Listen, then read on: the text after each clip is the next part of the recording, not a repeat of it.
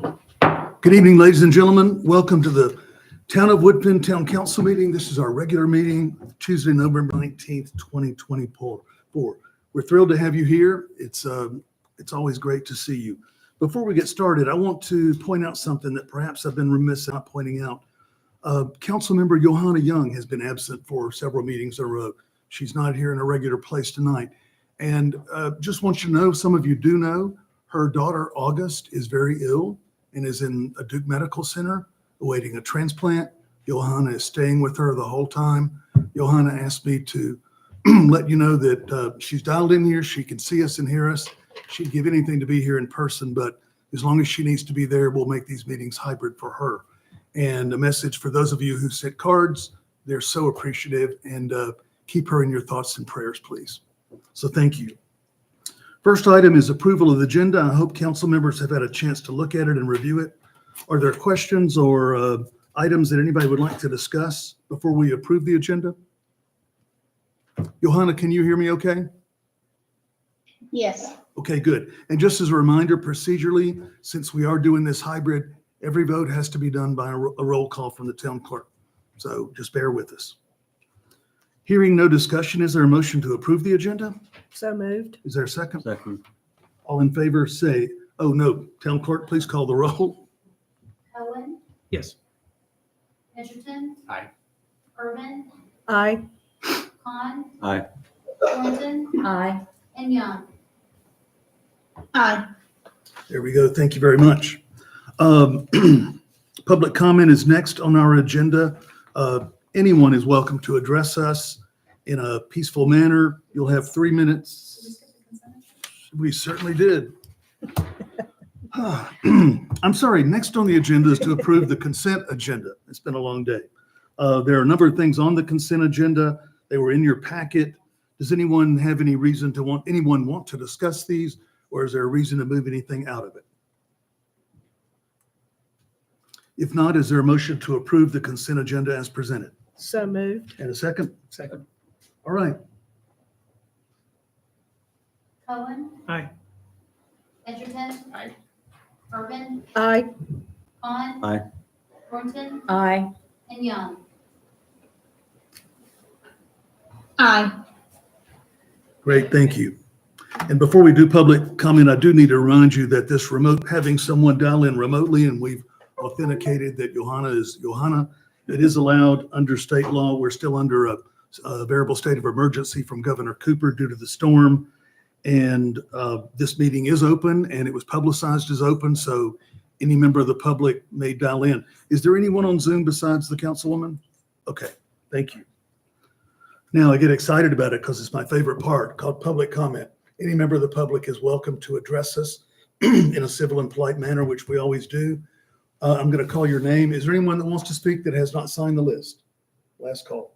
Okay, when I call your name, if you would come to the podium, please. And we have to do that because people are watching and we have to have a public record. And just state your name and tell us where you live. Ronnie Lunsford. Thank you, Council. I'm Ronnie Lunsford. I live at 33 Old Burnsville Hill Road here in Woodfin. Later on in y'all's package is in staff report on the proposal for maybe looking at privatizing the garbage department at Public Works. And I, for one, totally against that, 100%. Our guys and staff, to me, have a hometown feel. They do a lot of things that the staff ain't aware of. And anyway, I'd like to read this. I'd like to start by questioning the staff report provided by Town Council concerning solid waste collection, especially the North Carolina General Statute and referenced several times in the report, NCGS 143-129G. It is exception to regular bidding requirements that allows piggybacking off another public entity, and that it would appear at first glance that it would allow the town to use Buncombe County's procurement process for hiring of FCC to perform solid waste pickup. However, I want to read some specific wording from the general statute. When the governing board of a political subdivision of the state or person to whom authority has been delegated under Section A of this section determines that it's best interest of the unit, the requirement of the section may waive for purchase of apparatus, supplies, material, and equipment. The key word here is apparatus, supply, material, and equipment. The contract with FCC would be a service contract and does not apply to the piggybacking exception in any way. In fact, I do not believe that there'd be any exception to letting of service contract with an independent contractor. I would encourage you to investigate this before entering into an agreement with FCC. And there's some few resulting contracts here that other states has went across, but that's just my opinion. I live right in front of Public Works, and I see everyday operations, and I'm partial to them, to be honest with them. Them guys work, they get it done. And I know hopefully this last event of this hurricane was a once in a lifetime thing for all of them. But man, did they step up to the plate. I mean, and y'all know that. And that wouldn't happen if we had this FCC company in here that's taking over Waste Pros deal. They might do it, but it'd be of a heck of a cost, I feel like. Anyway, that's my opinion. Thank you for giving me this opportunity. Thank you for speaking up. Before we go any further, we have, all of you are special guests, but I'm honored and delighted that Kim Van Noort, a chancellor of UNCA, is here with us tonight. So welcome.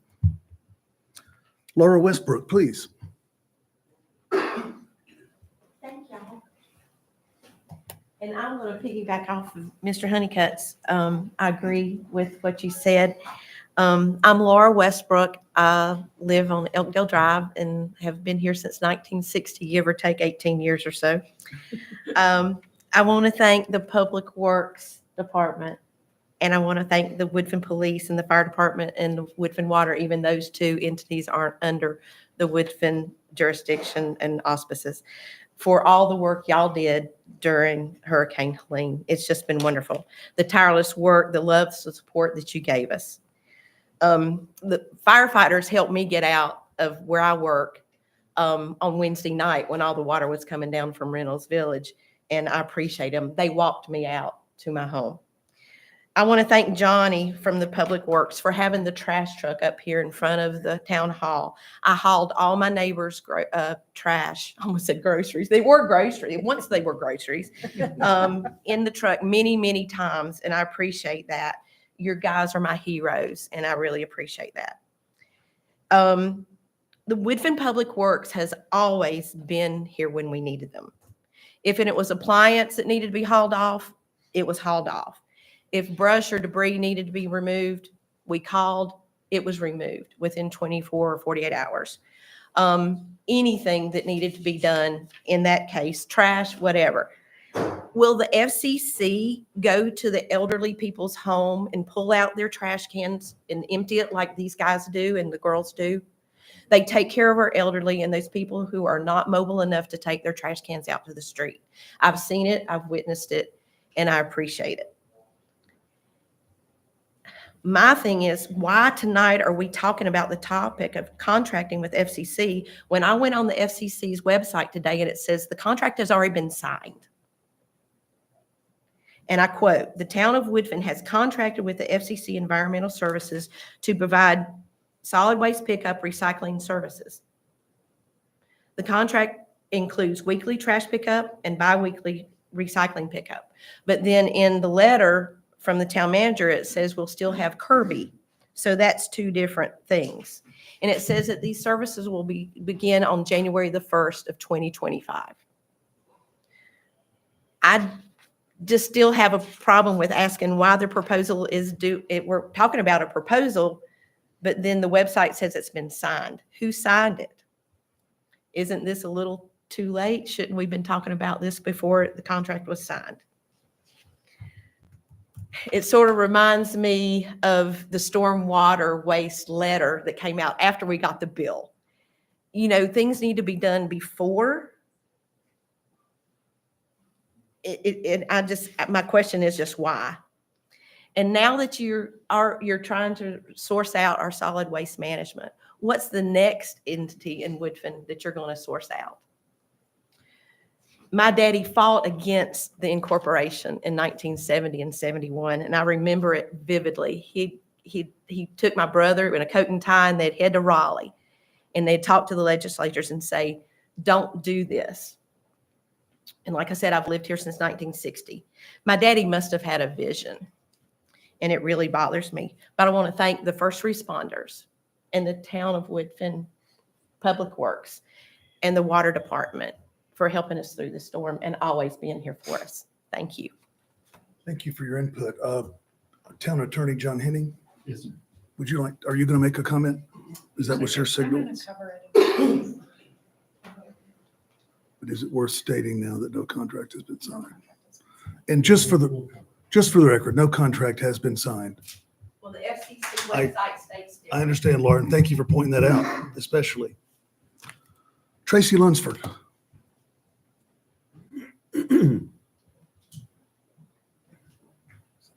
So I'm Corey's wife, and he's been with the Public Works for 15 years now. And the life-changing thing that you guys are doing for all these employees, they all have families, they have children, and you're taking away from them a job that they thought they were going to retire at, a job that they thought that they had something for good.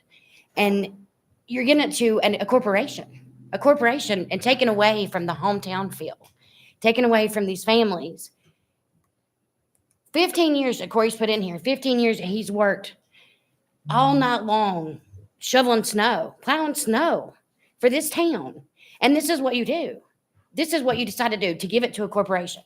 Because you think, I don't know if you think you're saving $1 by doing it. I don't know. But there's jobs that's been set in that don't need to be there that could be saving money. There's things that could be done.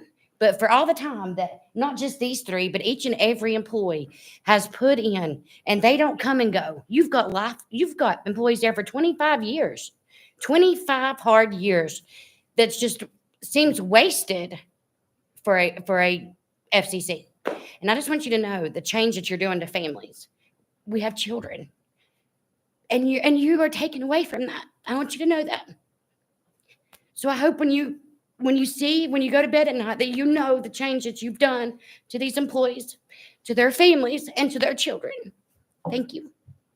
Thank you for your input. That closes the public comment section of the meeting. We'll now move into section E, presentations and reports. The first report is Town Manager Shannon Tuck. Do you mind if we order guests go first?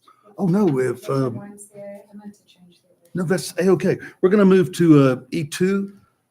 Paul Vest, President and CEO of YMCA, is here to speak to us tonight.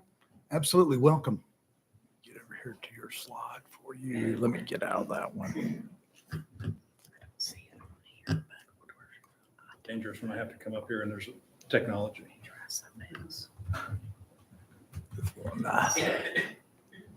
Trying to get to escape here, sorry. It's embedded for you. Is it embedded? Yeah, it's embedded in the. Okay, great. Then. All right. Okay, good. I'll go back to it then.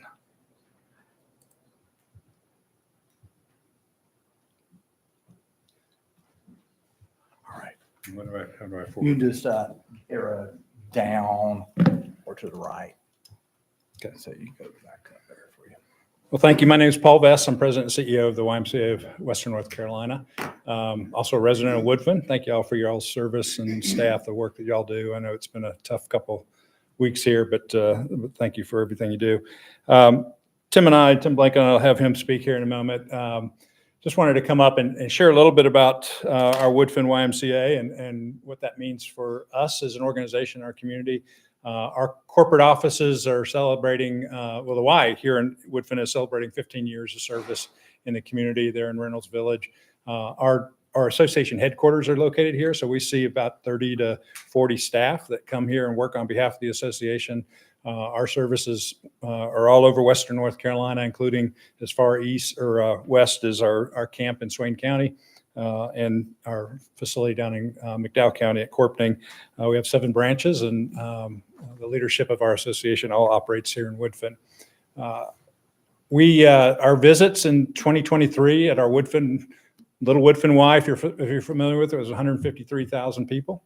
or visits. And then we're already at 164,000 going into finishing up 2024. So we're excited about the work that this Y is doing and the opportunities that we continue to have in the community, and really looking for the partnerships that make the YMCA and municipalities an important connection in the community.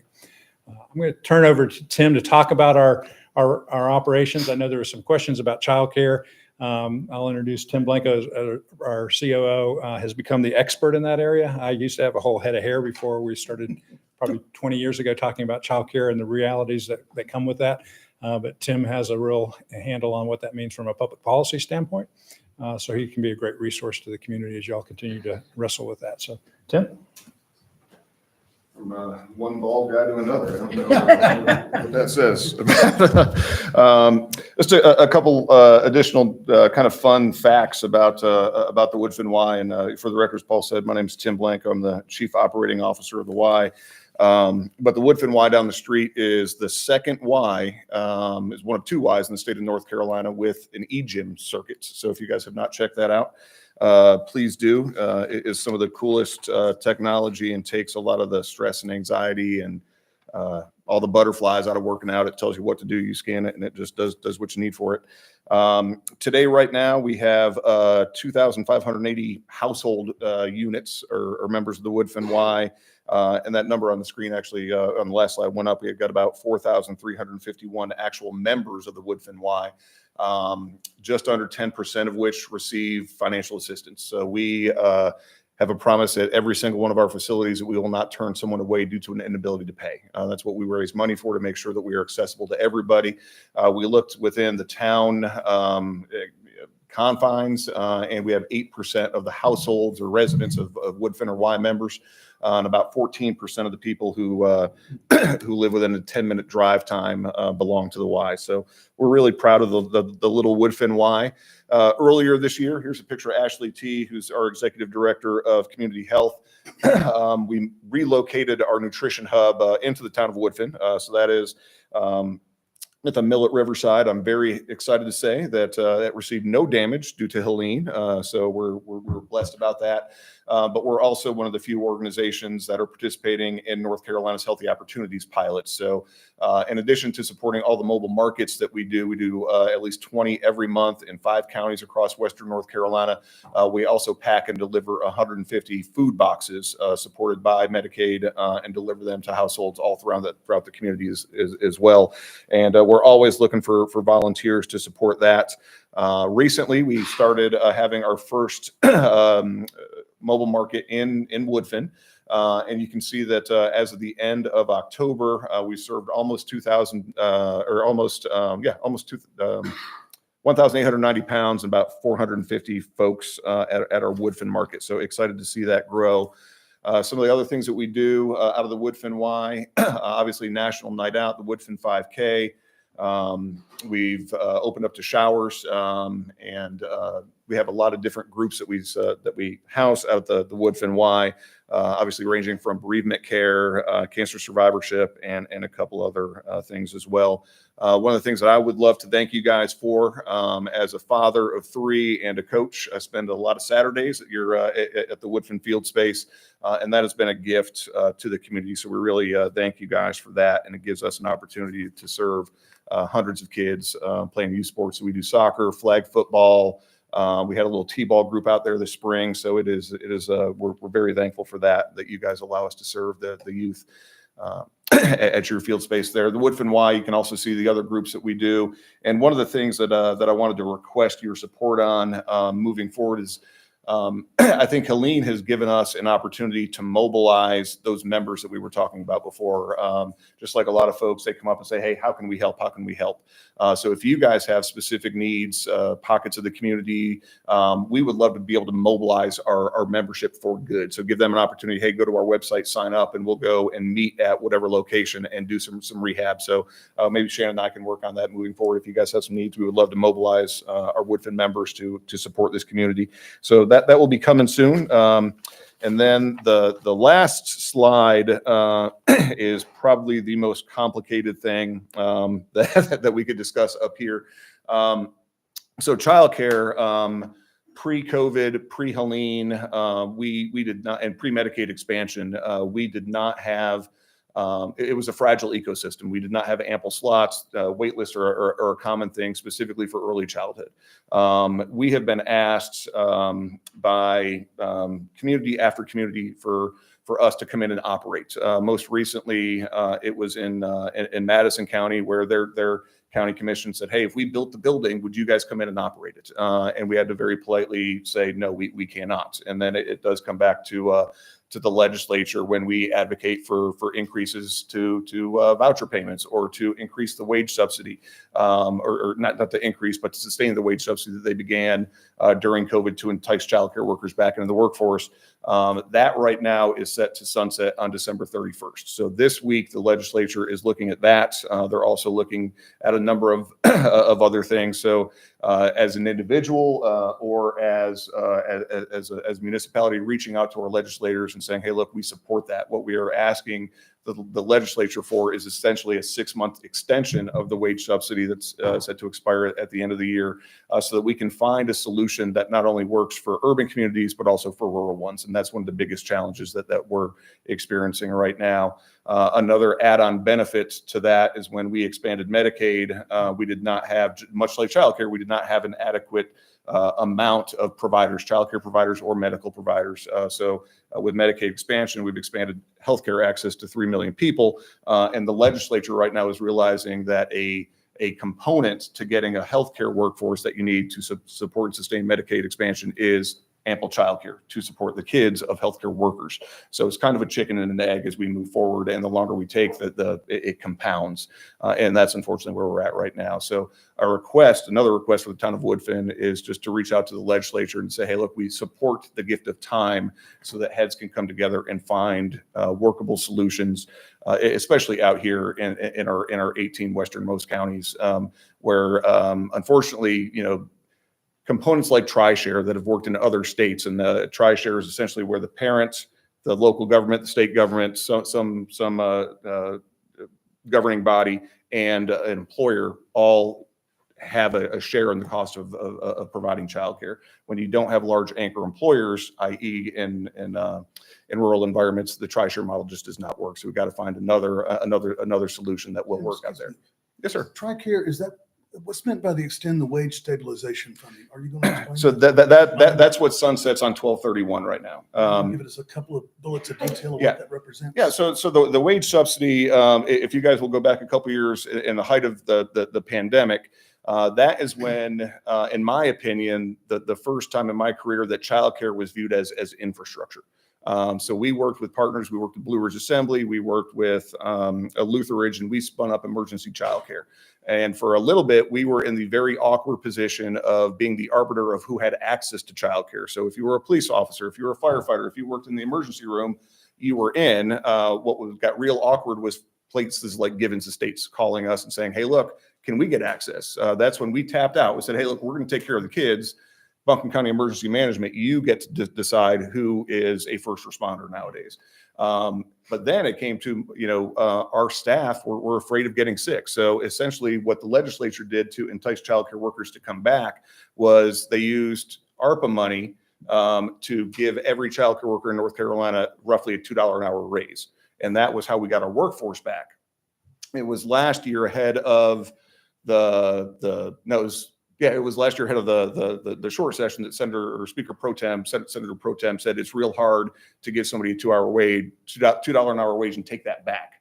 So we thought, okay, surely it's going to be extended, but that was funded with non-recurring federal dollars. So now the legislature is, in the sticky wicket of, okay, how do we pay for a recurring expense when we don't have the recurring dollars behind that? So this is also a public policy initiative that we're working at the federal level with community development block grant dollars to come down through HHS, et cetera, et cetera. But for right now, it is up to the legislature to essentially punt this beyond the end of the calendar year, so we have time to come up with some workable solutions. And that is something that the Health Policy Initiative, along with UNCA, Dogwood Health Trust, we have some really creative burners and other organization around that table that we are coming up with solutions that we know will will work in rural Western North Carolina with the support of public and private partners. That's really, it is not going to be the federal government, the state government, local governments cannot solve this alone, nor can the private sector. Thank you for that. Appreciate Absolutely. Yeah. So, essentially this is a complex problem that there's not a simple solution to. We as the Y we like to say that we're a nonprofit, which is a designation of the IRS, but it is not a business plan. And right now, unfortunately, the model and that we have built in North Carolina does not make early childhood education a sustainable enterprise, which is why we unfortunately have to tell a lot of counties, municipalities that we would love to help you, but we cannot do it alone, and it would need a recurring investment from any partners that we have right now. So I wish I had better news as it relates to what the child care landscape looks like, but between now and the end of the year, we are going to know it's already challenging. It could get substantially more challenging. And the phrase that we're saying is that before the natural disaster, we had a policy disaster in child care, and it's just going to get worse post natural disaster without a commitment right now. Yes, sir. Tim, am I correct that outside of the funds from COVID, there's not a lot of federal funding for childcare?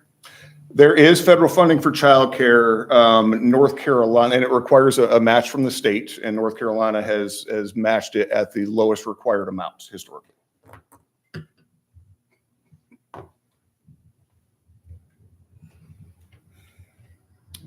Well, thank you all. Yeah, any other questions? Thank you very much. Appreciate it very much.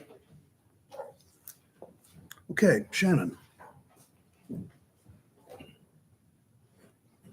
Thank you, Mayor. So typically, town manager report, I follow a particular format. Last month, that format got set aside so that I could provide a more comprehensive update on Hurricane Helene or in the town's response. Moving forward, I think at least for the near future, I'm going to actually try to blend the two. So I think for a while, we're going to continue to have updates about the town's response in light of Hurricane Helene. But then I also want to share a little bit about what's going on in the respective departments with the town. So beginning with the storm recovery update, on the topic of FEMA public assistance, we meet every week, every Wednesday with Catherine Albarisi. She's a FEMA employee. She's an emergency, trying to remember her title, emergency response recovery specialist, something like that. And she's a FEMA employee. She has been relocated to Western North Carolina for the next year. She works specifically with the town of Woodfin, Biltmore Forest, and Weaverville only. So she is sort of our assigned specialist to help us through this process over the course of the next year. So it's wonderful to have that resource.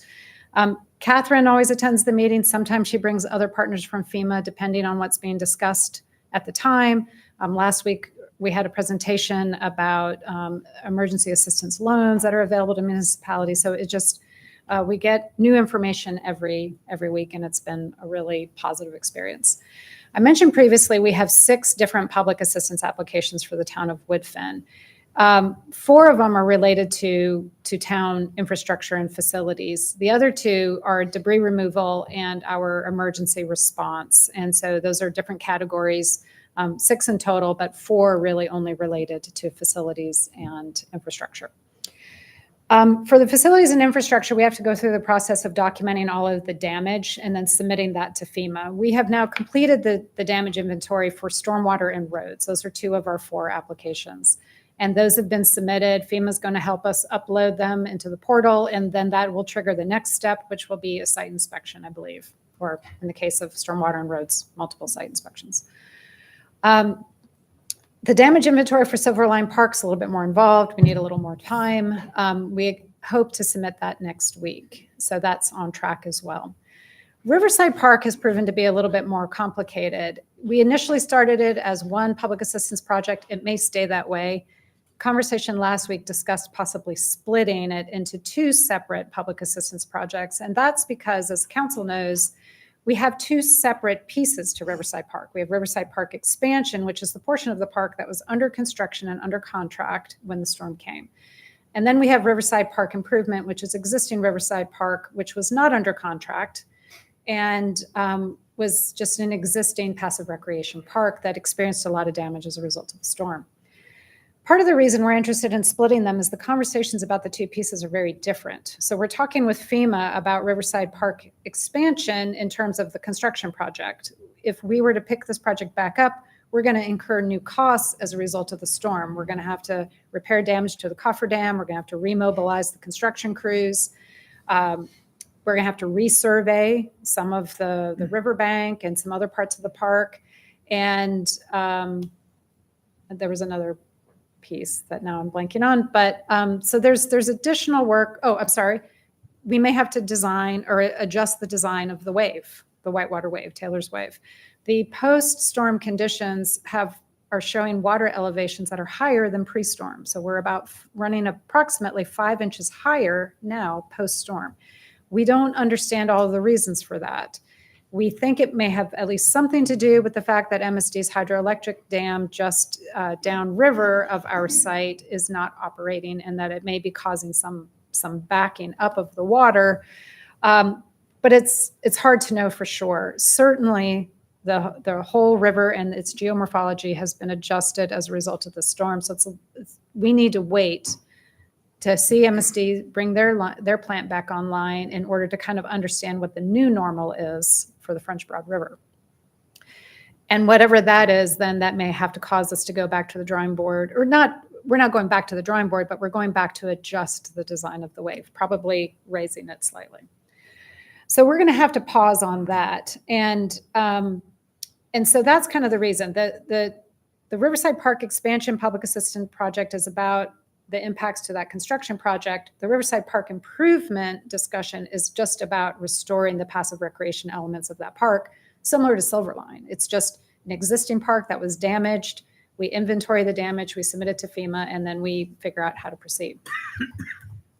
So stay tuned on that. There are some cost thresholds that we have to be mindful of. And if splitting the two puts us in a different position from a costing standpoint, then we may need to keep them together. But we don't know that yet. We're running the numbers now. We are also now seeking a permit for emergency bank stabilization, or it's a repair basically to the stream bank to Riverside Park improvement. So that's existing Riverside Park. And the reason for that is what you see in these photos. We recently walked the edge of the water, overlaying aerial imagery today, drone imagery on our former imagery plans. It looks as though we may have lost anywhere from 4 to 14 feet of the riverbank, depending on which section you're in. It is literally just the energy of the river, and the torrent has just washed and scoured some of our riverbank away. And as you can see, that asphalt that you see crumbling, that's one of our existing walking trails that has now been compromised as a result of the storm. Equinox Environmental, our design consultant who's doing the project administration for Riverside Park expansion, met with the Army Corps about this particular issue, and they agreed that we could treat this as an emergency repair and go ahead and get that started. That moves that repair in a different bucket. It allows us to move faster. We don't have to wait for the public assistance project to be approved and go through that process for restoring the rest of the park. We can do this ahead of time. So we're working on getting that started. The Army Corps will talk to the other permit agencies on our behalf and kind of get that figured out. Yes. So Shannon, regarding, May yes. I ask a question? As Yeah. I went by there today, there's quite a bit of dirt Yeah. piled up in, Yes. what is that? That is what we call debris. Even though it's dirt and sand, it came from the park. It literally was deposited in the park. Okay. And our guys, our wonderful public works staff, went in and pulled all of that up. The debris removal contractors cannot remove it right now because they don't have a place to take it. Apparently, you can't treat it as regular fill material or clean fill. Because of the storm and what could potentially be in it. So they are seeking direction from the state as to what to do with that. So for the time being, we're just stockpiling it. But Okay. that was all removed from Riverside Park, existing Riverside Park. It was just, and if anybody's been by to see, it's just mounds and piles and piles and piles of Yeah. sand, silt. Yeah.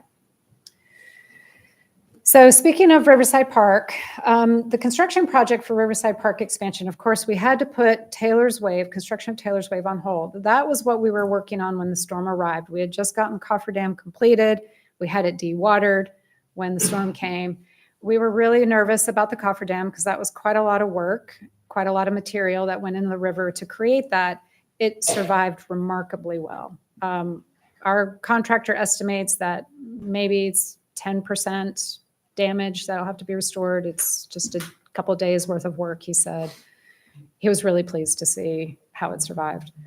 It also is probably more waterproof than it ever will be because the effect of all of that silt is that it, kind of fills in all of those little cracks and chinks, and it makes it even more waterproof. So we have been talking with the Army Corps about leaving the cofferdam in place. They wouldn't normally want us to leave it in place. They want us to get in and out of the river with that kind of structure as quickly as possible. But we made an argument that if we're able to resume construction in the spring, which we think we will, that it would cause more environmental damage to remove the cofferdam and then put it back. And they agreed with that. So it does seem like they are leaning towards letting us keep it in place. They're going to, again, speak to the other permit agencies on our behalf and make sure in case there are any other adjustments or considerations that we need to do before we get started again. So what this means is while we're paused on Taylor's Wave and we're waiting for that dam to come back online and we're waiting to understand what those conditions are and adjust the design of the wave structure, we're going to move onshore and begin the fill removal process. There is no reason we couldn't have done that earlier in the construction process. In fact, in most cases, you probably would do that first in the construction process. But that fill material today provides some additional cover over a very large MSD interceptor line. So it's just extra protection to that line during the construction process. So before Helene, there was no reason to remove it early if we didn't need to. It just provided more protection. But now, given the circumstances, we think it's the most practical way for us to reinitiate construction while we wait for the river conditions and know what we're doing with the wave. So if all goes as planned, we would do the repair in Riverside Park, we would do the fill removal in Riverside Park expansion, and then we would get back into the river in March, April to resume construction of Taylor's Wave. So that is our current plan. The next topic related to the storm that I want to cover is debris removal. So we have been working with the state contractors, SDR and Debris Tech, for debris removal along our public roads. Early on in the emergency, that was all that was authorized. It was removing debris from public property, so public roads, public facilities, just basically public property. That was later expanded, but we started with just public roads, and so that's what our notice of proceed covers.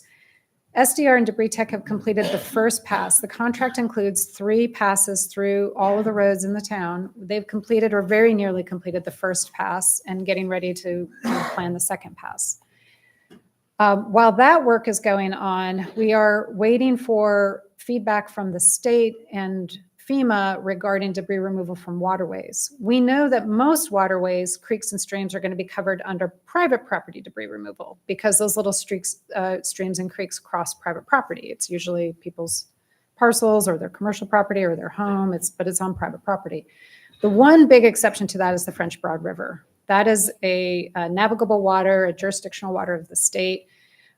So that gets treated a little bit differently. We know that FEMA will do debris removal from the French Broad River, but their scope is just the debris that threatens infrastructure.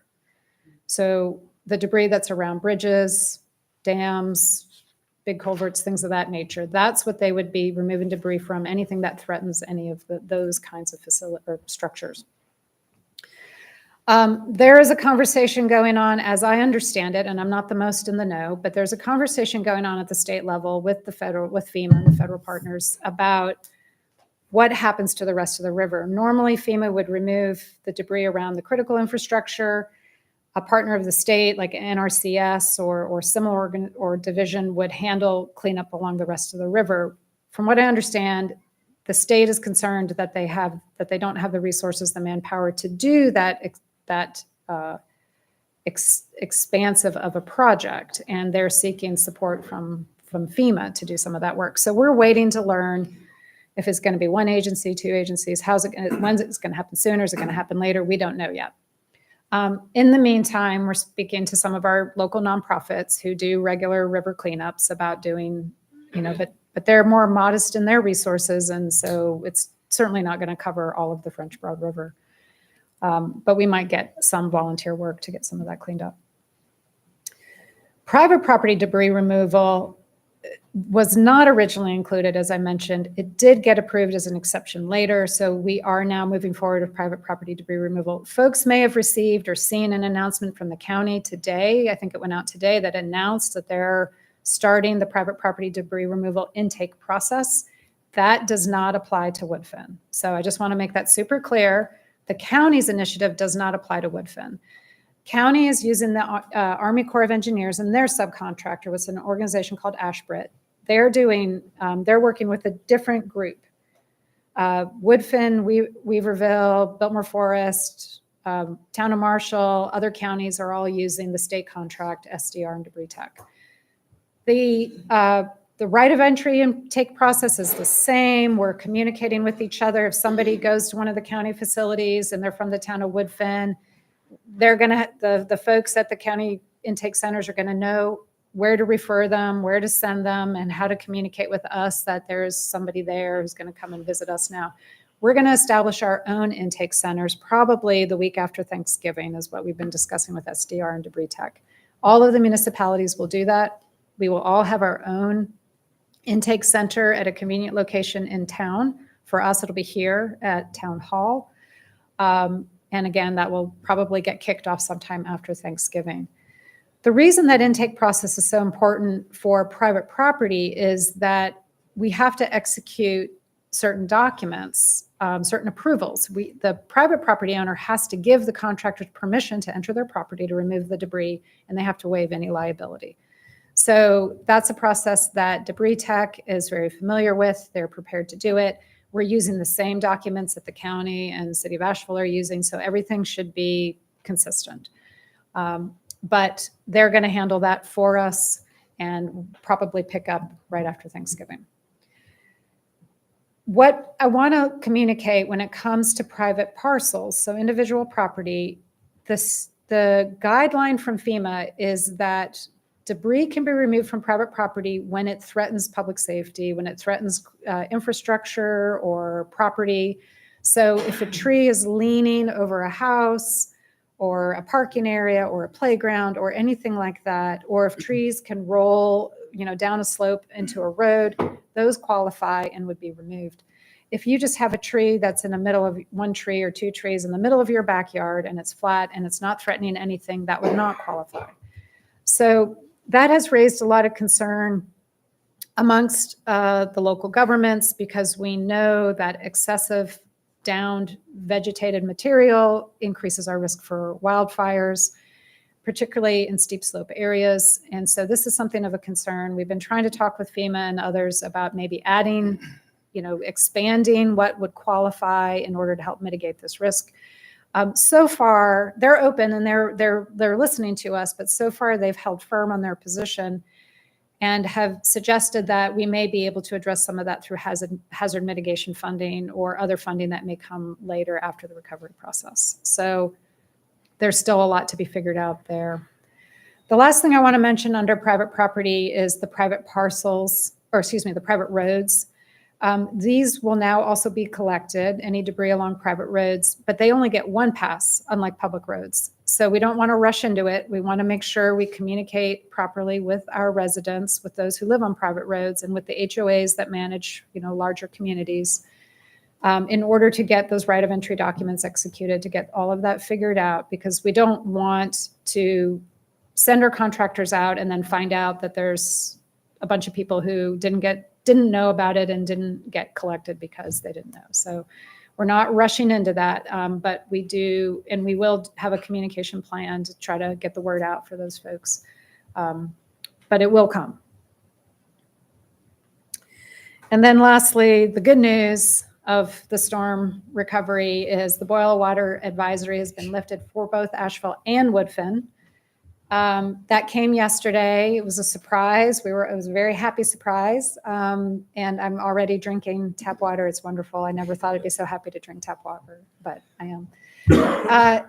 We are following the same policy guidance that Asheville and others have put out, that if the home was built before 1988, it's recommended that you flush your pipes for anywhere from 30 seconds to 2 minutes. I would do 2 minutes, just better be safe than sorry. Just get a good flushing. And once you do that, then the water is supposed to be perfectly safe for drinking, cooking, bathing, dishwashing. Anything you did before the storm, you should be able to resume. So good news there. That concludes the portion of my update that is about the storm. Before I move on, are there any questions from the council? I have one, just IPEX and all of the piping in the road in the river, are they handling cleanup of that? Is that part of the contract or a little bit of both? Probably a little bit of both. Well, mostly they're doing it themselves. There may be, as part of the river cleanup, I'm sure there will be more pipe. It's a lot. It would be hard for them to catch it all. So I'm sure more of that will be cleaned up by other entities. But IPEX very early after the storm left us, got out there with a contractor and started cleaning up pipes. So they've been doing a lot of that themselves. I think just trying to be responsible stewards. I spoke to one of the managers yesterday, and it's a combination. I mean, there is some pipe that stayed on site that they were able to kind of clean and reuse. But most of what washed away, if it's intact, they're pretty much giving it away. If it's been damaged, cracked, for example, they are recycling it, and they're recycling it within their industry partners. So it's hopefully not just all going into a landfill. And then some of it, as I mentioned, is just being given away. So it's still a lot of that pipe's made to be waterproof. So a lot of it, people feel comfortable using. So, Other questions? Johanna, anything from you? Okay. Okay. Thank you very much. So I'll move on really. Oh, sorry. Sorry, Johanna. All right, moving on very quickly for our regular update. For the administration department, reporting on contracts, of course, we had the SDR and debris tech. There's asterisks by these numbers because these are gross estimates. This was right after, literally like 2 days after the hurricane, and we're meeting to sign the notice to proceed so that we could get debris removal started. Those were some numbers that we put on there. So that's what's in the notice to proceed, but whatever the final number ends up being, it'll get adjusted. And this should be all 100% reimbursable by FEMA. We've already received 50% upfront. So it's not a cash flow problem. And then anything that goes over, they're going to reimburse us once that work is completed. Other work in the administration department is the Powell bill inventory. As busy as we've been with the storm, the rest of the world hasn't stopped for town of Woodfin. So we had to get our Powell bill submitted, or that inventory submitted. There were no changes. So it was an easy task, or relatively easy. So that's been done. We expect the same revenue that we have gotten for the last few years. And then we're moving forward with our police chief recruitment process. We had to put that on hold during the storm response period, or the emergency response period, but we're ready to pick that back up. And our assessment will occur on Thursday of this week, so day after tomorrow. In the Planning and Public Works Department, so planning, the November Planning Board of Adjustment meeting was canceled. We clearly had a lot of other things going on. It was a light agenda as well. We only had one application. That's been now moved to December. That applicant is kind of anxious to get in front of council in January, so we are holding that December meeting, even though that's the only item on the agenda. For Public Works, the Laketown Lane repaving project is completed. Yay. That's great. Yeah, it does look great. And I feel kind of lucky that we had that scheduled before the storm, because our other small paving project for Taylor Street has been postponed now until spring, because the paving contracts have all now moved on to emergency repair work. So we're going to have to wait a little bit for that. As was mentioned earlier in public comment, we are exploring contracting for solid waste collection. I'll cover that more later in the agenda, so I'm not going to spend any more time on it at this moment. The community center and town hall both survived the storm quite well. After all of the trouble with water in our basement, we made that repair before the storm came, and there was not a bit of water in the basement. And I am so impressed, and I'm really thrilled. If ever there was a time to have water in your basement, I think that would have been it, and it was dry. The community center looks very good. The Friends of Montessori School, the tenant in the community center, they did close like all schools did for a period of time. They reopened earlier because Woodfin's water was restored before the rest of Buncombe County. And they had a very lovely open house last week. A number of council members I know I attended. It was so encouraging and rewarding to see the care that they have put into restoring the building, or stabilizing and restoring the building. It looks so good. The energy that the kids bring to the property just feels great. Like if you go out there and you see kids playing on the playground and running around, it's great. The not so great part of the property is the debris site, which is just below them in our soccer fields. So regrettably, we had to just postpone any recreational activities. Debris or SDR and Debris Tech, they will restore the soccer fields to the pre-condition once they're done with the debris site. But we had to find a site in town. It had to meet certain criteria. That was the only property that met all of the criteria that we could identify in town. So unfortunately, that was our only option. It's working well for their purposes, so it's all going well. They've done a great job of, avoiding any unnecessary interaction or conflict with the school and the kids. They try to avoid. They honk when they come through, so it's all been fine. Little trouble with dust when it gets excessively dry for an extended period of time, but with a little bit of rain, that's all settled down. And then for town hall, we have our ongoing issues with the boiler and the electrical and the HVAC. They're relatively minor, but a couple things that have popped up that needed some attention this last couple weeks. For stormwater, I reported back in September that Buncombe County was going to stop working on any of the open stormwater permits in Woodfin. And to remind the council and anybody else who might be listening, when we adopted our stormwater ordinance and hired our stormwater manager, the agreement with the county was that we would take any new permits moving forward once that was done, but the county would work to close out any of the existing permits. Unfortunately, the closeout didn't happen the way we had hoped. So a year later, we have about 38 unresolved permits. Our staff have been working on closing out the active construction, or the ones that just completed and wrapped up work. So that's the priority, because these are sort of active projects.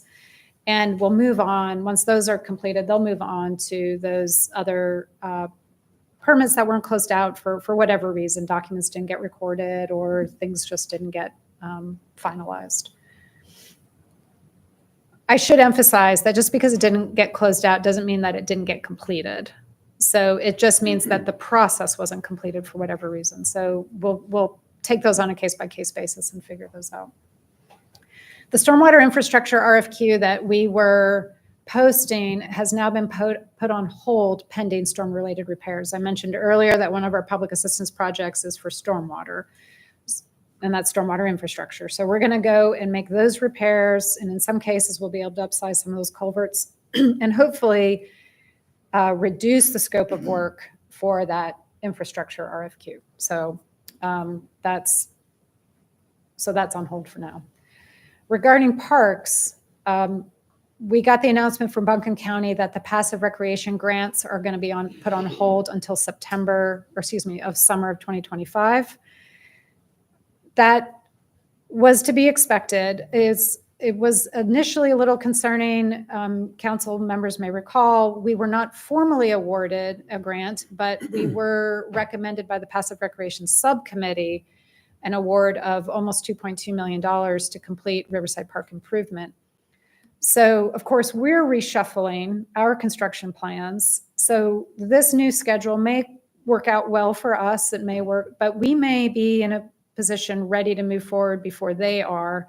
If that's the case, we may be reaching out sooner to Buncombe County just to see if there's the possibility of considering at least a few applications out of cycle. So, but we don't know that yet. So that's just kind of pending more information. And then we did finally get our Great Trails Grant application submitted. We had been working on that for a while before the storm. Storm definitely kind of put that on hold, and then we went back to it. We did get it submitted before the deadline. There is probably some overlap between what we're asking for to be funded in the grant application and what may be funded by FEMA. But not knowing what FEMA is going to fund, we didn't really have a choice but to just go ahead and submit the application as though FEMA wasn't going to fund anything, and then just see how it gets coordinated.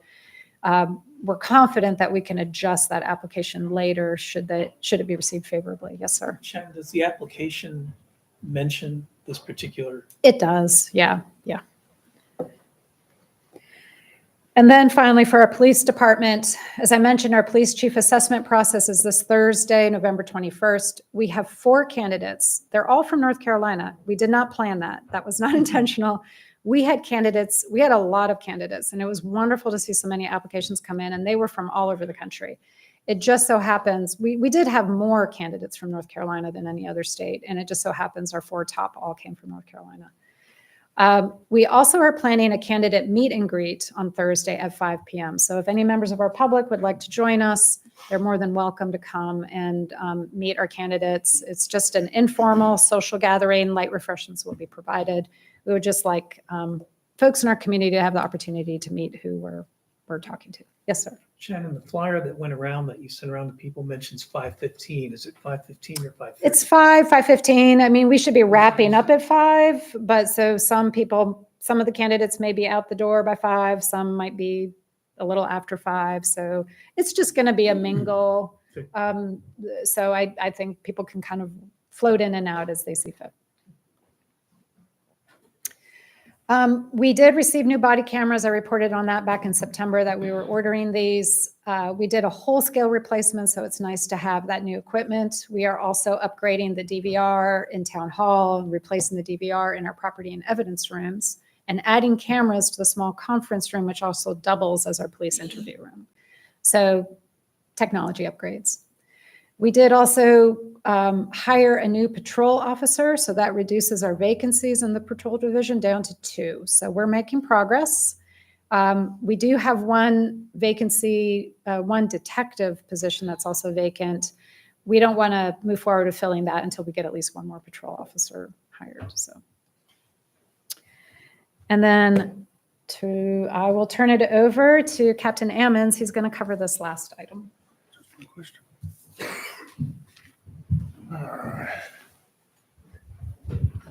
Unfortunately, I had to write things out, so I remember to say everything. But I want to thank you all, Mr. Mayor and Council, for letting me have this time to speak to y'all and address the board to recognize one of our officers publicly for their achievement.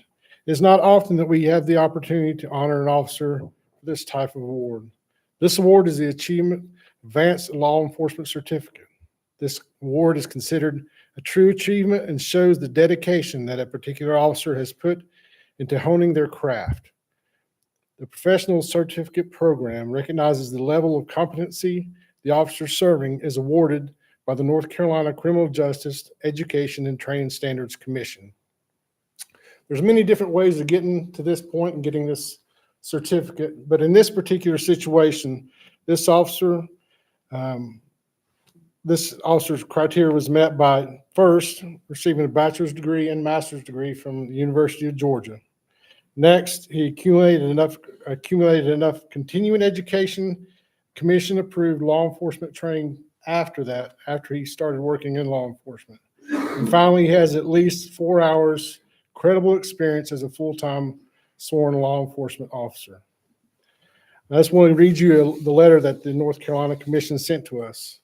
The Criminal Justice and Education and Training Standards Commission recently met in regular session and accepted the nomination of those candidates qualified to receive the Law Enforcement Officer's Advanced Certificate in Criminal Justice.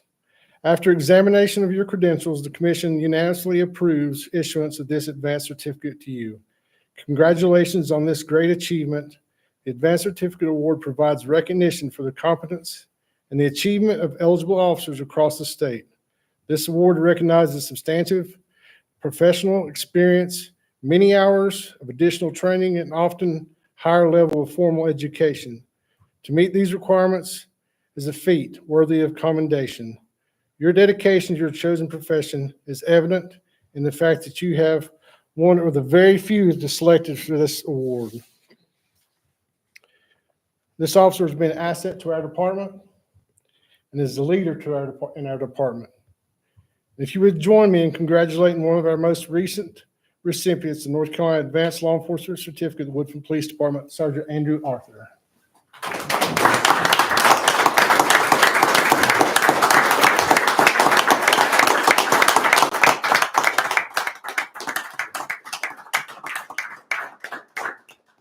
Congratulations. Wow, excellent.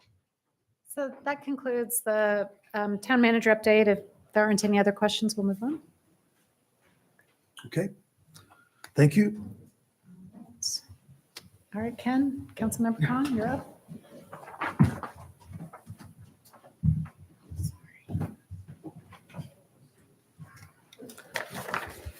Thank the council and mayor and staff for letting me take a few minutes here.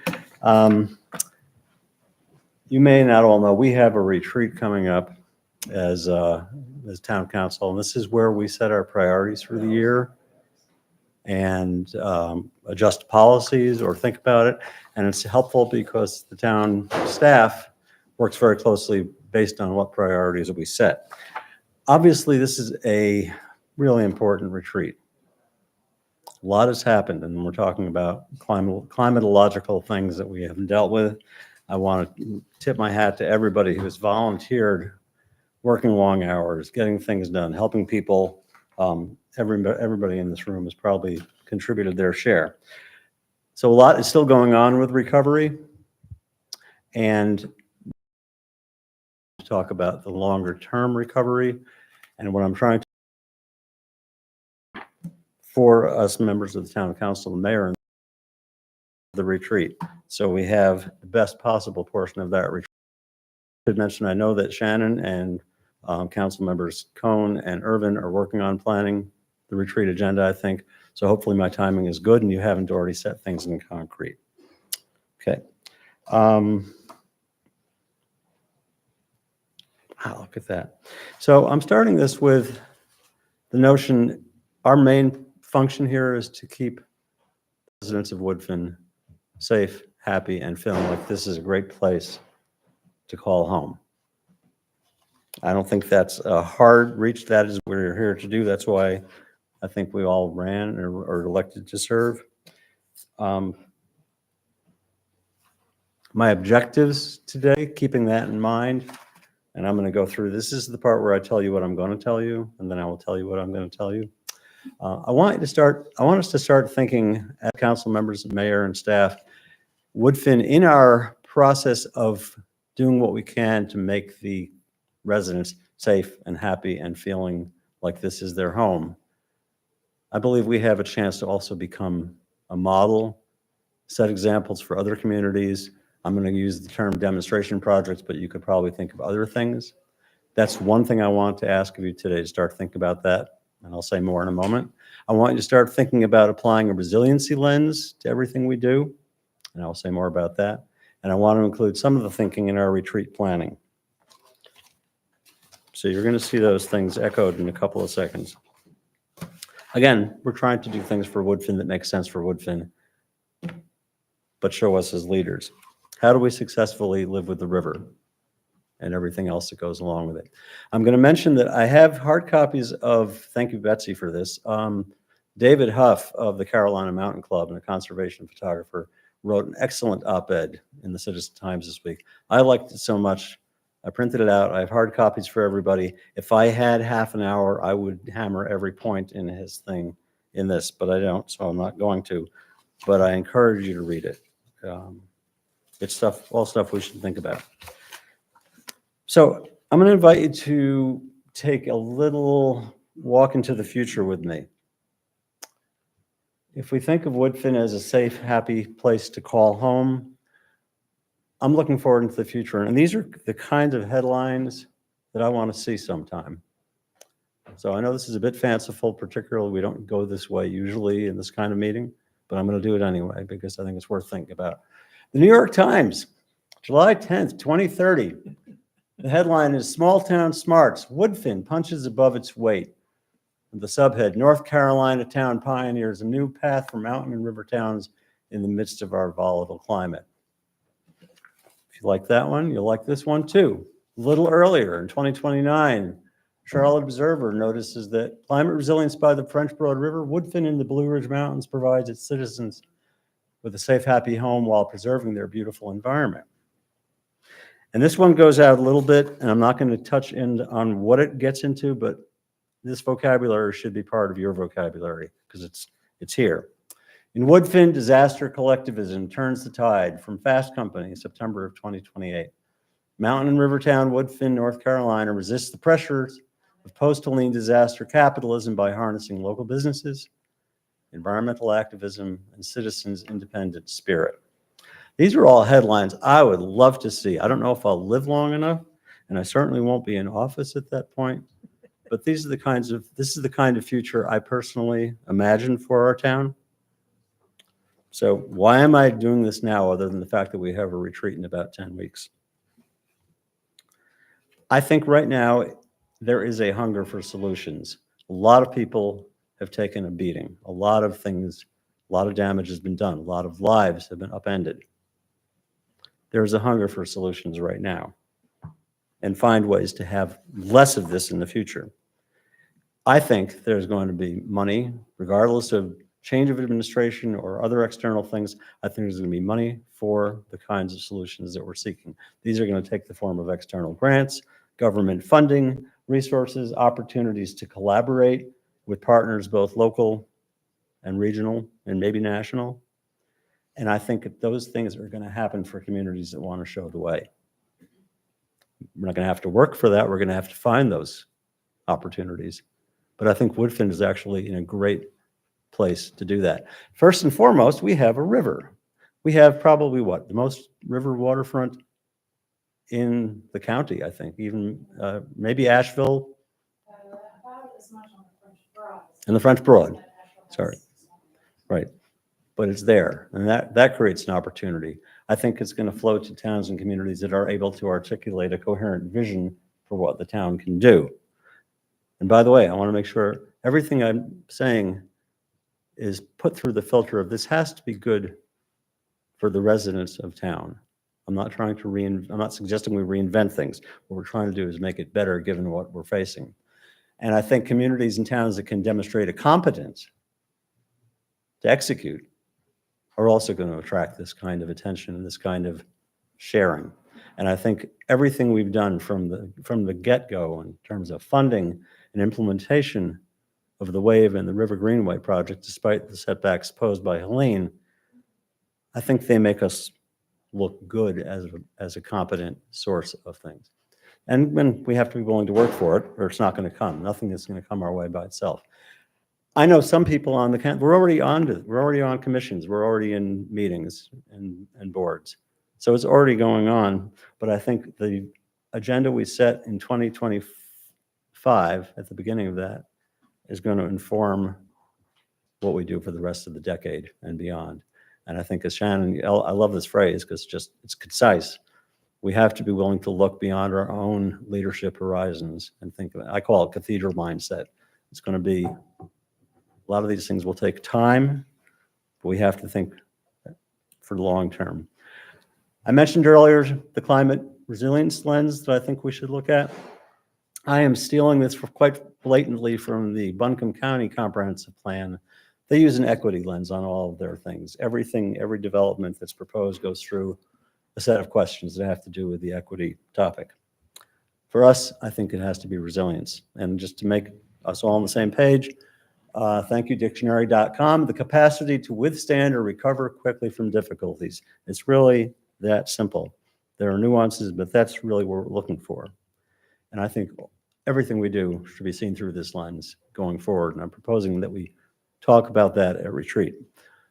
I'm going to steal something from Lisa Raleigh of Riverlink. She did a great presentation from the Sierra Club, a couple of weeks ago. because her view of resilience is a little higher level than mine was originally. Do these things that we're going to do make us more resilient in terms of reducing risk and exposure? Does it enable us to adapt quickly? Do we have increased adaptive capacity? And are we setting ourselves up to support whatever response and recovery we need to do against future events? This definition is going to change as we work on it, but this is my stake in the ground to begin with. And lastly, does it increase in resilience equitably?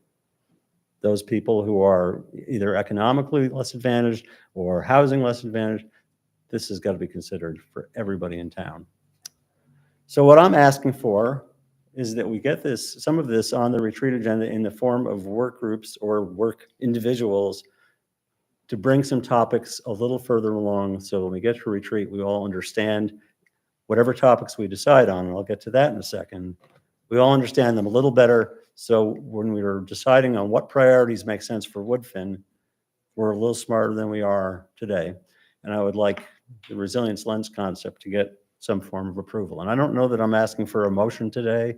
I'm not even sure how I would make it, but let me talk a little bit about the work groups that I'm suggesting.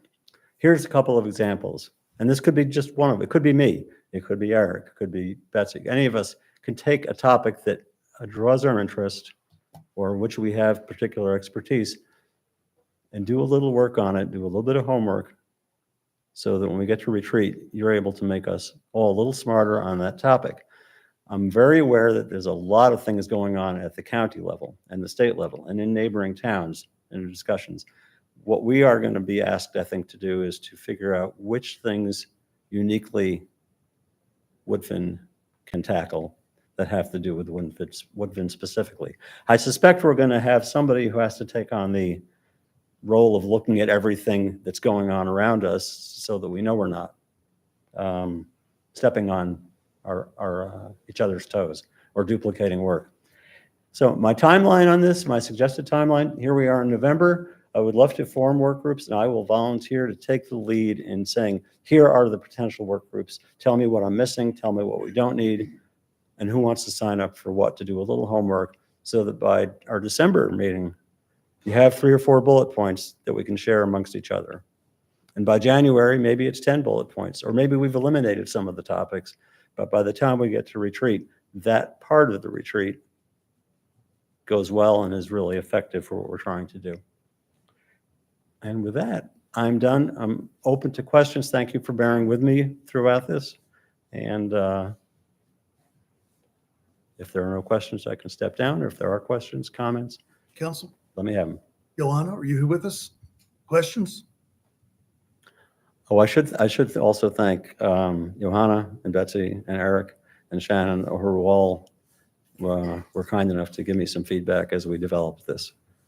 It would have been a lot more complex if I had followed my own initial instincts. Thank you, Councilman. Thank you. Okay, home stretch.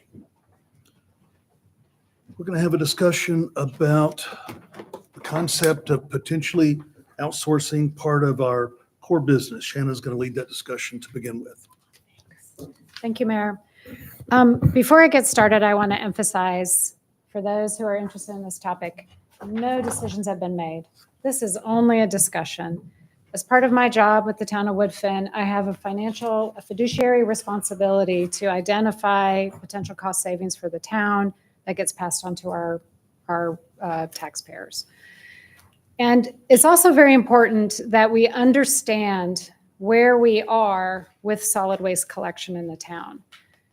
To give you a little context, we have 10 employees in our public works department. About 6 or 7 or so work in solid waste, sanitation, and then we have 3 or 4 employees who work in streets, parks, etc.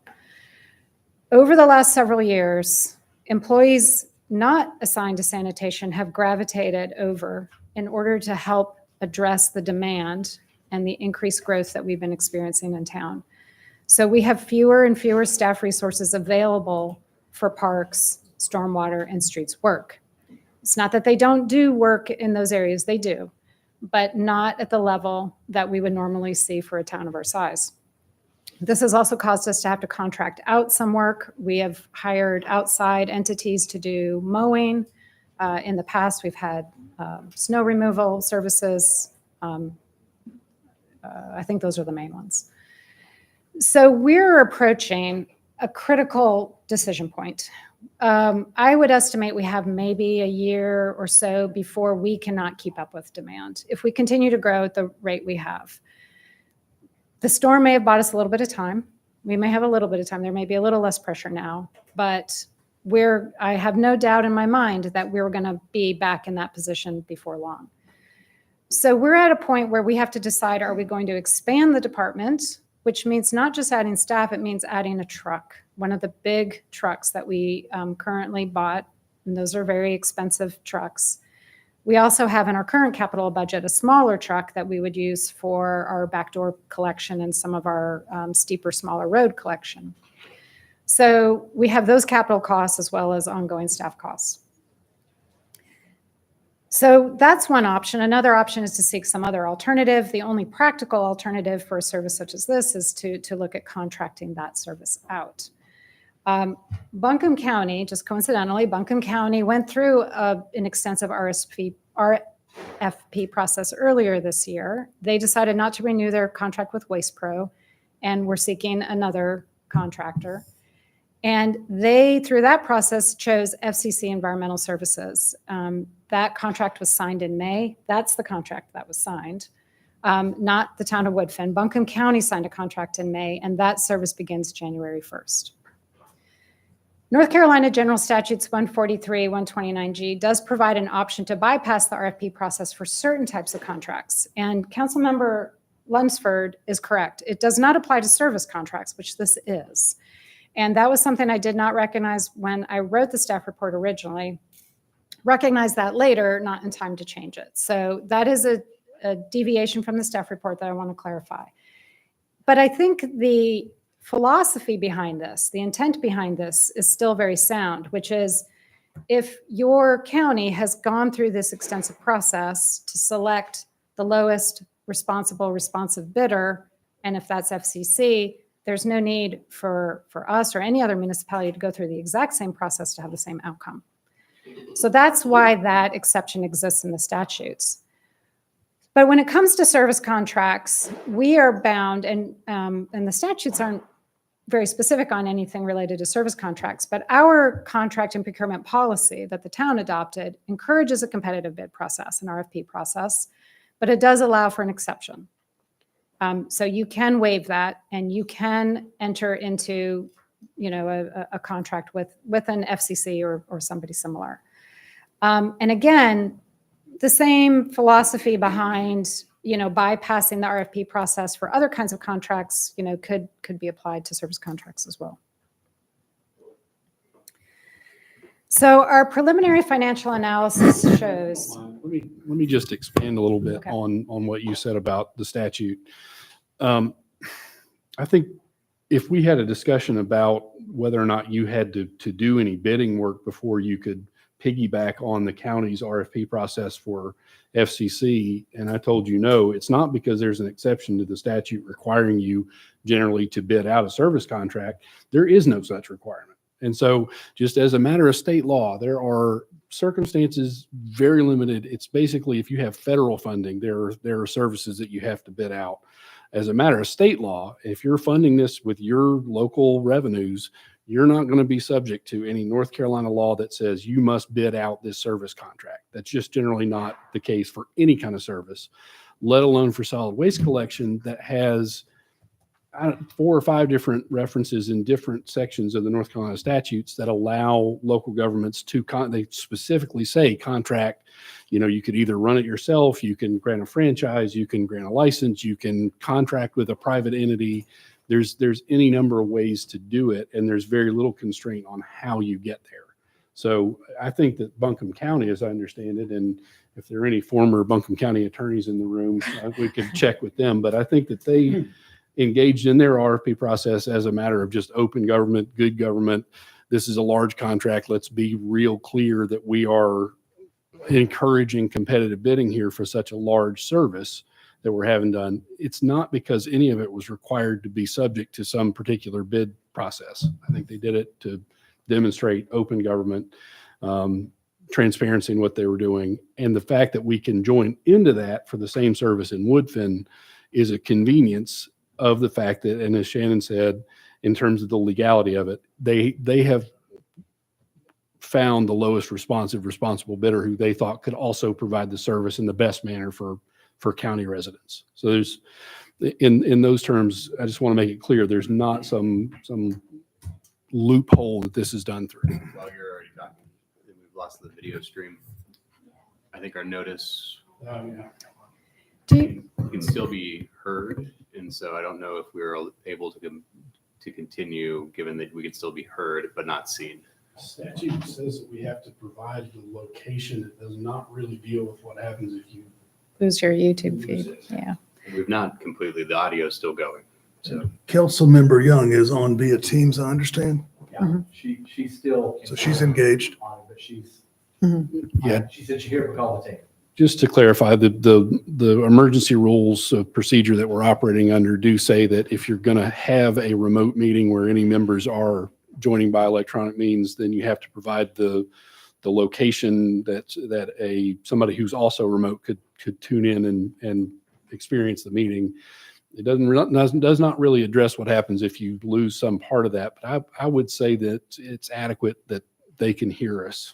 and subsection E9 says if it's being simultaneously live streamed, it shall be preserved such that any simultaneous live audio and video, if any, is available to the public. And so we've lost half of that, but not all of it. So I think we could probably continue.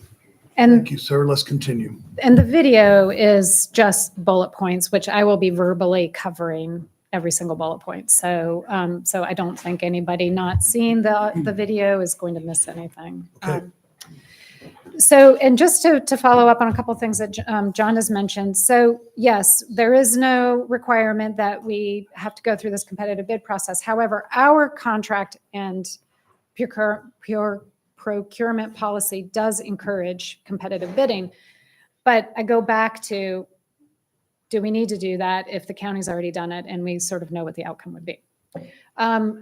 So that's basically this not exception, but this statute is what got us thinking about this, and the county's move to go through that process and their switch got us thinking about this, combined with recognizing where we were in our decision path when it comes to solid waste collection. Also, I want to clarify that should anybody go forward with a contract with FCC, we are not joining the county's contract. This would be a separate contract that is just with the town of Woodfin. So moving on, we did meet with FCC representative. We got a quote for what it would cost them or what they would charge us to do solid waste collection. It showed about over $4 per month per household savings. So that is about $140,000 to $170,000 a year in operating costs, just operating costs. They also would buy our trucks, they would buy our surplus cans, so those capital costs would also be recovered. A move like this would also allow us to reallocate our public works staff resources to those other service areas, parks, roads, and stormwater. So these are areas that have been neglected, that haven't gotten as much attention, and so that would allow us to kind of shift those resources into those other areas. There are other indirect costs and resource savings, payroll, HR, it's hard to quantify that, but there would be some additional savings. The cost savings does contemplate a reduction in force, about 50%. So as I mentioned earlier, we had 10 employees. So we would potentially hold back 5, maybe have 5 move on to other positions. FCC would hire any of our CDL drivers if they were interested in being hired and working with them. And there would be a potential increase in hourly wage. Almost, as best as I can tell, almost certainly an increase in hourly wage. It kind of depends on their years of experience, so I couldn't say 100%, but in most cases, I think there would be an increase in hourly wage. There would also be a change in benefits. They also have a benefits package, and in some ways, our benefits package is richer. In other ways, their benefits package is richer. It sort of depends on what's more important to the employee.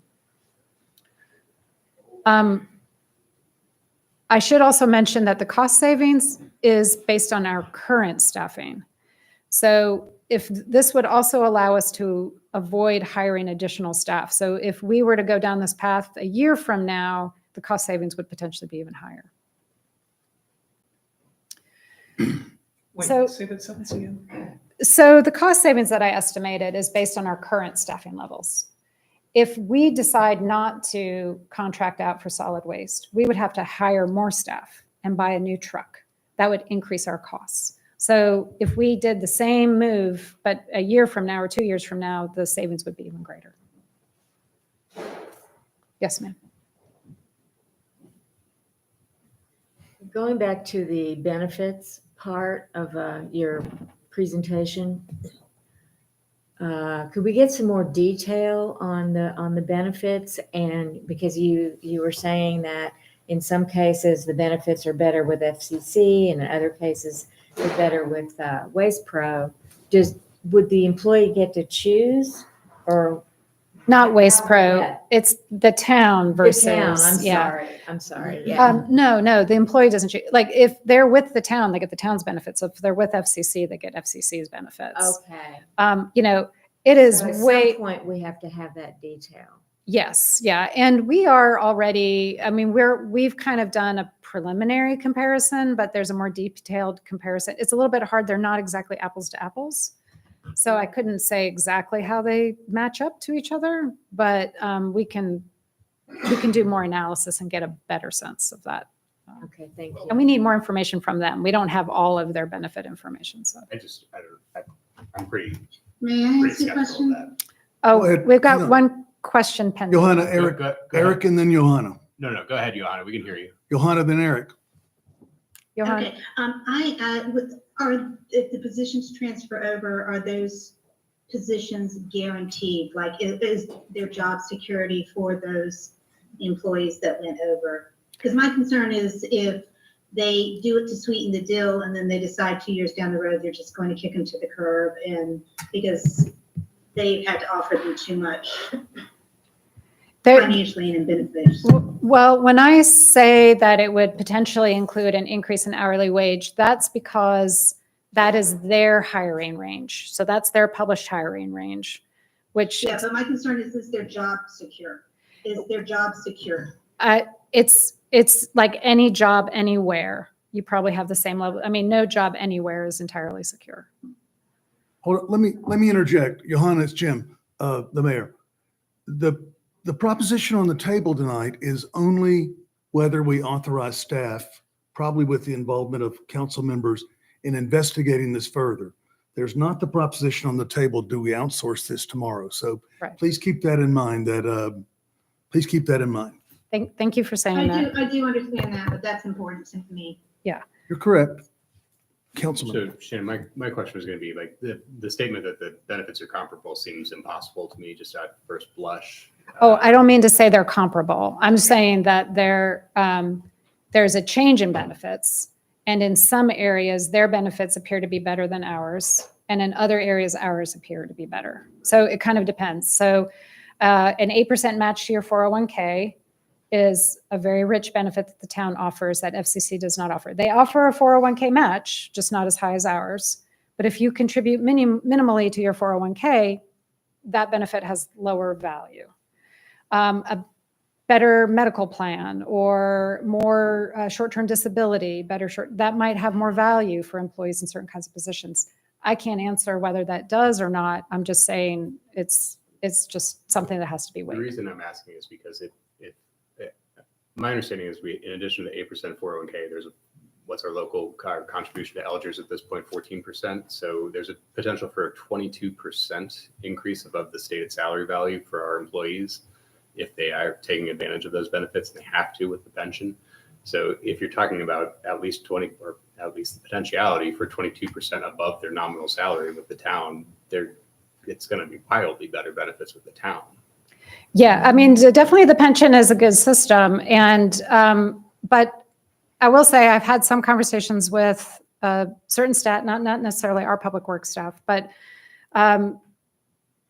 who that 6% that gets pulled out of their paycheck, you know, in some people value more money in their paycheck than they do in that pension system. So again, it kind of is an individual choice. I mean, I wouldn't recommend that for my family members, but it is something that people have commented on before. We're in the weeds. We're in Yeah, the weeds. we are. Written in the weeds. We need to stay at 5,000 feet. Go ahead. I looked at just one thing, because I don't know who will be involved with the ongoing discussion, but I think it's worth saying. I heard a lot of what was said during the the public hearing.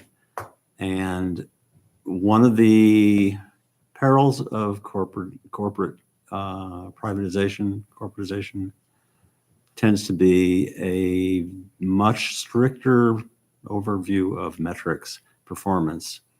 Just ask any physician's office that went with a bigger medical company and now has 15 minutes to look at a patient. I'm not saying we shouldn't do this, but I think one of the things we should openly acknowledge is if we consider moving this direction, we would lose a level of service that the town allows simply because the privatization would eliminate that. So we're kind of jumping ahead of Okay. the guy. We are indeed. I mean, We are indeed. I'll tell you that. So not only that, Ken, but like to your point on resiliency, I think this dovetails extremely well with it. We've got a staff of 10 people that can be reassigned to deal with any sort of crisis in the moment. We are more resilient. I'm not in favor of authorizing. No, the issue on the table is whether we're going to authorize staff to continue exploring. I understand. I'm a no at this point on that basis. Question is, are we going to allow Shannon to finish her presentation, or are we going to have a motion on the floor now? I think, do you have a lot more to go, Shannon? No. Okay, let's let her go through the rest and then we'll talk. So as the timing is more flexible than I originally thought, we are not held to that state statute of the 12 months of having to make a decision. Because of that, we could fold this into our budget conversations. That would have been my preference, but originally I thought we had to make a decision sooner than that, and which is why this conversation got initiated. Next steps would be to explore the council's interest, have your discussion. If there was interest in seeking this further, just kind of identifying what those questions were, and then, you know, take some time to kind of get answers to those questions and weighing the various considerations. There is no doubt that there are other considerations. This is not just a financial decision, and I don't mean to make it sound like it is. It is not. But there is a financial cost to the decision, and that's just something we have to be prepared for. If we're going to have budget discussions about revenue neutral in the future, these kinds of things could potentially impact that. So that is the purpose of this conversation, is to make the council aware of some of this. And then at some point, we'll just need to follow up with FCC, depending on which way we're leaning. So, and I believe that's it. And I'd like to remind members of council, as we going to have some discussion, let's keep in mind that the question we're being asked, do we want town staff with or without our involvement to proceed to research this? So whether we have discussion or whether we take action, let's limit it to that. So discussion, action items. I have a question. Shannon, how many PW staff currently have CDL? 5 or 6, Johnny? 5? Is it 5? Is 5. it 5? I think so. I will mention one other thing this has been a difficult position to recruit for. We've had a vacancy for over a year that we've been filling with temp help. So the prospect of having to add 2 more positions and hire is a little bit daunting, but we would tackle that. Other questions from council members? Johanna, questions further? I do have a list of questions, but I'm not going to do that now. If we end up talking about this at the retreat, then I will do. But my concern was about the current employees. I do actually, let me ask one question, because there is a service that we provide that I'm not thinking that this group will provide, and that's large item pickup. That's something that the town has provided our residents for almost 20 years. And in part, it's to help them, and it's also to help us with things being deposited on the road. Is that something that's been considered? How would we correct for that? I would have to verify this, but I think I recall from our conversation with FCC, which this did happen quite a while ago. I believe they do bulky item collection, but there's either a limit on it or a small fee associated with it or something along those lines. But the town so pays I that get- fee. The town pays the fee, not the resident. No, it's a service that we provide extra. Now, because my concern is when I looked up FCC on their trash pickup, if you put an extra bag to the side of your trash bin, they will charge you an extra $3, and that's for the county. So my concern is if someone needs to dispose of a couch, that's going to be a $50 charge, or that's going to be a $25 charge. And I can just see that becoming a problem for not only the citizens, but us finding items along Riverside Drive or hidden places in Woodfin where things in the past ended up until such services were actually provided free of charge. I know it's not free of charge, but it appeared free of charge. So I'm concerned about that. Noted.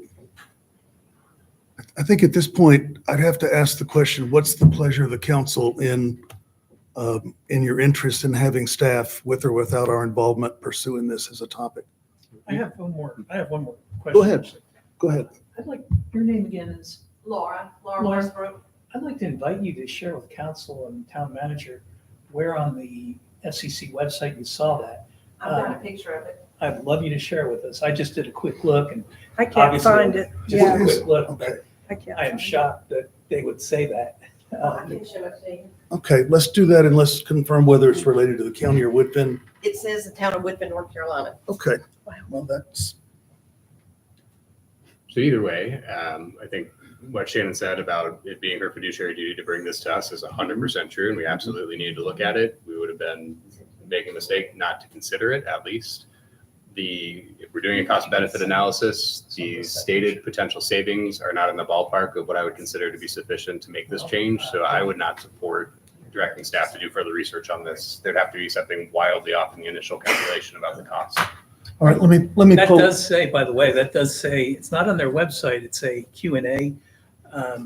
And it is an answer from that, looks like it's an answer from that business saying that the town of Woodfin has contracted and perhaps FCC, made a mistake as in Buncombe County starts.